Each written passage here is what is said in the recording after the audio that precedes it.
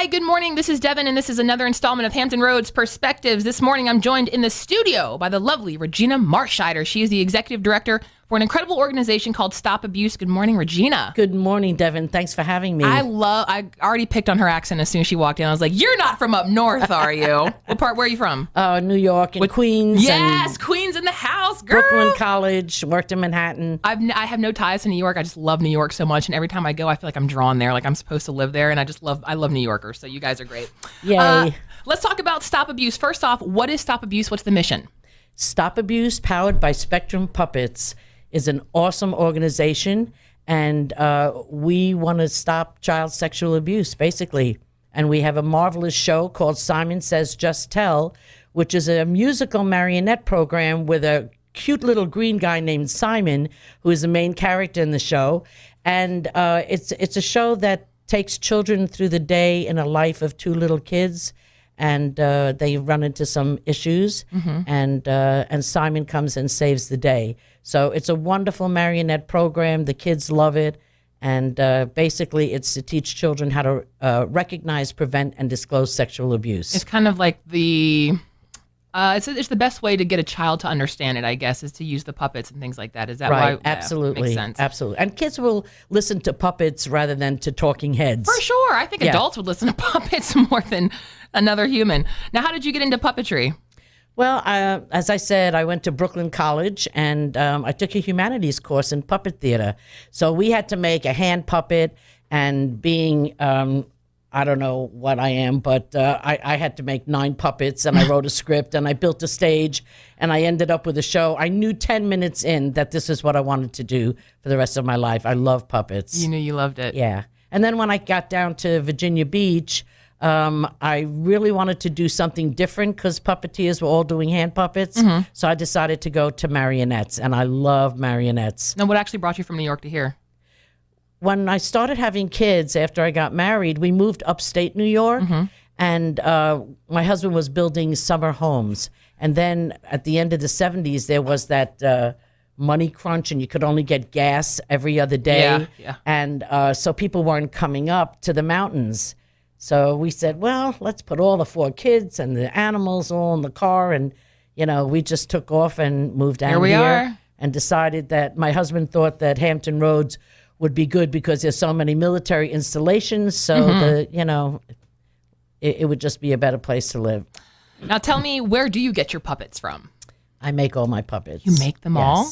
In our studio over on South First Colonial Road, we probably have about 300 plus marionettes, and they're awesome. And I do get a lot of help from, other people, other artists help me, and I've got someone who helps me with costuming. My husband makes all the hand controls and racks. You got a and whole bodies. entire organization of people behind you. That's great. Yeah, now, marionettes, the ones in the strings, yes? Yep. Those are so cool, and I find those actually kind of difficult to if I ever hold one, I don't know what I'm doing. I'm just flopping it takes around. a while. But it really takes a lot of practice to really get it to be, to look cool and do things. Right. And when we're on a marionette bridge, there's 3 of us on the marionette bridge. And when we get really close together, there's so many strings. Sometimes we pull each other's strings, but it always turns out good. Now, tell me about your CA program and Simon's message. Okay. Our child abuse prevention program, like I said, Simon gives children the voice, the tools, and the courage to tell if something's bothering them or if somebody's touching them inappropriately. And the show really is wonderful. It's about 2 kids, like I said, and Mom and Dad have been divorced for a while. And Mom's boyfriend is coming over, and she said, I think he's going to ask me to marry him tonight. And Dougie is all excited because he gets presents from Martin, and Martin takes him to cool places. And Lori's not so happy about it because obviously Martin is doing things to her that she doesn't like. Yeah. So Simon gets her to write a letter to her mother because she didn't know how to tell. And the kids are engaged from the very first moment. There's beautiful songs. There's a song that Simon sings, This Is My Body, and he gets all the kids in the audience to sing. Aww. So like we do a show at a school of 500 kids, the windows are rattling. That's so amazing. Yeah, and then they're anxious to see how it ends, and it always ends on a positive note. And then every school or youth center that we go to, we always have somebody from Child Protective Services, and or law enforcement, so that if a child comes forward, they're immediately evaluated and referred. Have you ever had a child, like, after that show say, I have something to talk about? All the time. Wow. All the time. Wow. There was one time in the school we had 8 kids come forward. Oh, my gosh. But we knew going in that it would be an issue, so we had more people there to help. And that's what you're hoping for with this show, though, is that they'll be able to open up. Well, the interesting thing is that when I first built the show, I was thinking that it would be a preventive thing to teach kids to prevent it. And I was actually shocked when children came forward. It's like an in-the-moment So I thing. had to put on the brakes and reevaluate. So now we have a 4-part program. The first part is when we get to a school, we leave a teacher's counselor's manual. It's like a read aloud and activities for grades 1 through 5. Awesome. So that after the show, our message can be reinforced. The second part, of course, is the marionette show. The third part is having a safety net there. And then the fourth part is that we do an evaluation so that we can measure the effectiveness of our program. Very cool. I was going to ask you how the children respond to Simon, but I feel like I know that answer already. If you've got kids that are coming to you afterwards. They love Simon. And we did a program this summer. We partnered with the Artix Foundation, which is a mental health organization. Yep. And we went into some elementary schools, and we reached over 500 children with messages of, we don't like to use the words depression, but feeling sad, also self-esteem, bullying, and the kids love him. And even after we left, the kids were still singing the main song, This Is My Body. And we went to one of the places 3 times. By the third time we came, they were already singing as soon as we came in. That's so incredible. Yeah, so it was really, it's awesome. Awesome. If you're just tuning in, that's Regina Marscheider. She's the executive director for Stop Abuse. Regina, one more time for the new listeners, what is Stop Abuse? Stop Abuse is an organization that teaches young children how to recognize, prevent, and disclose sexual abuse in a safe environment with marionettes. Why is educating children to protect themselves from sexual abuse so crucial? Because it's a topic that usually isn't covered at home. I don't think that parents have the language to talk to their children about it, or maybe somebody in the family is messing with the kids. So, yeah, so they need to learn it outside. Yeah. Where are your Stop Abuse shows going to be next? We got a wonderful grant from the Hampton Roads Community Foundation and to do every elementary school in Portsmouth. Wow. So we're very excited about that. That's fantastic. Yep. And we will also be going into some of the Hampton schools. So, why do you think these shows are so important to bring to the schools and the youth centers? Well, I just think it's important to teach our kids how to respond to situations that they normally wouldn't know what to do. And it's easier to teach a young child than it is to fix an adult that was molested as a child. Right, right. Now, tell me a little bit about your book, Simon Says Play It Safe. I love Your pride and joy. Yeah, it's my first book, and it gives children the language to talk to it gives parents the language to talk to their children about safety and sensitive issues. Full color, beautiful children's book. You know, sit with your kids, read it, and let them learn. This is the first book you've ever written? Actually, ever no. Published? Yeah, it's the first book that I've published. And we have 2 other books coming up. That's what I was going to say. Anything in the future? Yeah, the next one that we're working on now is Simon Says Be Well. And again, that's going to kind of do what we did this summer, is going to talk about feelings and feeling sad and bullying and gaining self-esteem. That's so great. Yeah, so that just aligns with our mission. And then our third book is going to be Simon Says Be Cyber Safe. Okay. So we've got our That one I know what that's about, and that one's going to be so important. Yeah, and actually we have our Commonwealth attorney, Colin Stoley, who's helping us with that. Very cool. I'm making sure that all our information is correct. Yeah, you should be so proud. Those are so great. Such great ideas, too. If you're just tuning in, Regina Marscheider, that's who you hear. She's the executive director for an incredible organization called Stop Abuse. Regina, what'd you do this summer? Anything special?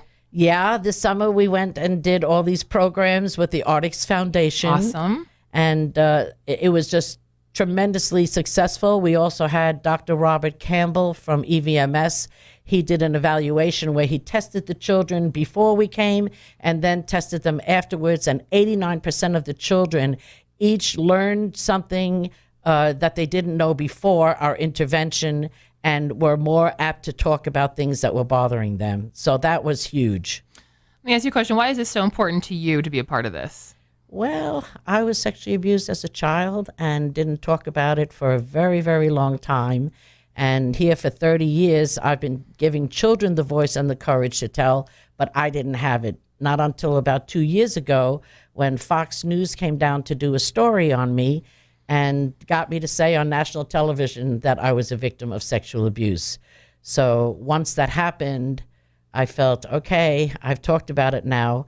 So I feel a lot more comfortable, and I've been keynote speaker for different groups and find that it's wonderful because not only do the children, are the children learning, but for example, when I'm talking to a group of adults, I can't tell you how many of them come forward and tell me for the first time what happened to them. What would you say to someone listening right now that's maybe been through that is struggling with saying anything? Well, I think you just need to talk about it, get help, find resources. Don't keep it in. Don't keep it in. No, because it's a horrible thing. You know, you feel it cripples you to a certain extent. Yeah. It hurts your soul. So it's important to talk about it. It really is. And I think now with everything that's happening in Pennsylvania and the Me Too movement, you know, finally people are able now to more than talk ever. about it. Yeah, and it's high time. I love that you took something so negative from your life and have made such a positive impact. Well, when it happened to me, that was a long time ago, and there were no resources, there was no therapy. Yeah. You know, so I kept it in for all these years. But every time we did a show, and I think that's probably my salvation, Simon, my little green character. Is that who you have with you right now? Yeah, that's who I have with me. This is a doll of Simon. He is adorable. He's adorable. He's green. He has purple hair. Did you and create wears him yourself goggles. too? Like, yeah. He is so fun. Yeah. And so every time a child comes forward, every time I run into somebody who says, oh, I saw your show when I was in the 2nd grade and I went home and told my mom, you know, that was my therapy. And we've probably, over the 30 years, have reached over 1 million children. Wow. Tens of thousands have prevented abuse. And just in the Hampton Roads area, Devin, we've helped put over 200 molesters in prison. That's incredible. You should be so proud. Yeah. So that's my therapy. Yeah, good for you. Now, do you have any events that are coming up that we need to know about? Anything coming up soon? Yes. We have a fundraising event coming up on October 11th. Okay. And it's going to be at Storybook Studios. And it's a pet psychic luncheon, which is going to be great fun. I need details on this. You had me at pet psychic. We have a pet psychic who's going to help you connect with your pet on an emotional level, and the pet will tell you what he needs. And the other thing, he's also a medium. His name is David Leon. So cool. And he's a medium. So you can bring a picture of your pet that has passed even and connect. So it's going to be fun. The pet has to have been passed, or can it still be alive? Because I have so many questions about my living cat. No. This you bring your pet to this event, and we have a wonderful chef, Iran Parker. He's going to be cooking on site. So cool. And every human leaves with a doggy bag and pet treats. I love it. We also have somebody who's going to do caricatures, and of course, Storybook Studios will do photo sittings. So neat. You know, portraits with your pets. I have so many questions about what my cat is thinking. I swear that's one of the greatest things I've ever heard. So I'm going to be there. Over. And then on December 1st, we have at the same location, we have a wonderful luncheon with singing Santa. So we have a Santa who sings beautifully, and he'll tell stories and sit and pose with the kids. It'll be great. Awesome. If you're tuning in just now, that's Regina Marscheider. She's the executive director for a group called an organization called Stop Abuse. Tell the new listeners, Regina, what is Stop Abuse? Stop Abuse is an organization that uses a musical marionette production to teach young children how to recognize, prevent, and disclose sexual abuse in a safe environment. Do you have like a website, Facebook? Are you on all of that? StopAbuse.com. Yep, we're on Facebook. Stop Abuse, powered by Spectrum Puppets. Fantastic. Now, how are you funded? Well, we write a lot of grants, and we do a lot of fundraisers, individuals, corporations, civic organizations, foundations. As far as an organization, like what would you say Stop Abuse needs the most right now? What do we need the most besides funding?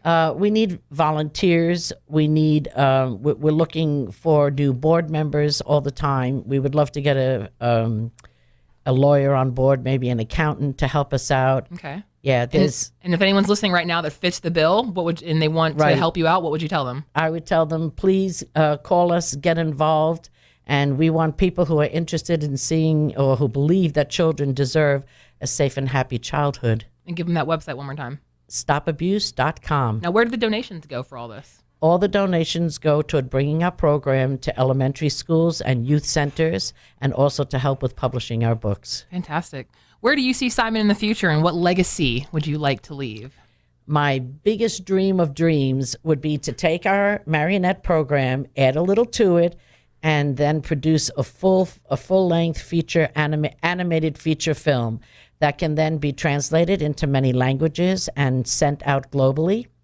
And I'm also interested in getting our books translated into many languages, because there are some very remote areas in the world that wouldn't be able to see the movie, but they can read the books. So, but the film, that's my number one. You're not far off. If you can make it from where you were to here, you're so close to that. It's insane. You're gonna be able to do all that. I can see it. I know you. Well, will. I'm certainly looking forward to it. You are. Now, we kind of touched on this a little bit ago, but what drives you to do all this, Regina? Well, I guess because children are our future, it's really important that they grow up safe. You know, there are so many side effects to sexual abuse that hold children back. So I think the healthier they are, the better they're going to become good citizens. Yes, ma'am. And of course, you know, with what happened to me, I don't want that to happen to any other children. Absolutely not. Now, how can people help support Stop Abuse? And again, we talked a little bit about what you need, but if there was anything else you wanted to touch on, but how can we help support you guys? I just think you need to call us up and volunteer and donate. So if someone wants to donate monetary donations, they can just go to your website. Is there like a donate button there on your website? There's a donate button on our website, and that's the most important thing. So tell me a little bit more for the new listeners. Tell me about your child abuse program and Simon's message behind it.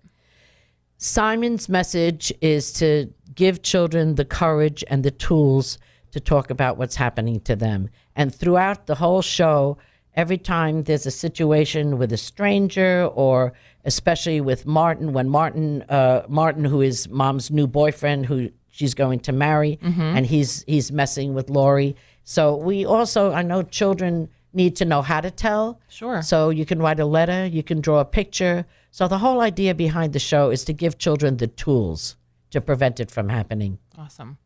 Well, what we're going to do is, that's all the questions that I've got for you, but I'm going to give you the floor for a couple minutes here. Anything that you want the listeners to know, any last words about Stop Abuse, anything you want to touch on, before we go? Just think about the kids, look at your children, try to start a dialogue with them. And I think the most important thing for me is that when your child wants to tell you something, allow them to tell you and listen and believe them. That I think is the biggest thing. You need to believe what your child is telling you, and then get the help that they need. So, Fantastic. Get in touch with us. Let's give out that website for Stop Abuse one more time. Stopabuse.com. Get in touch with us and help us save a child.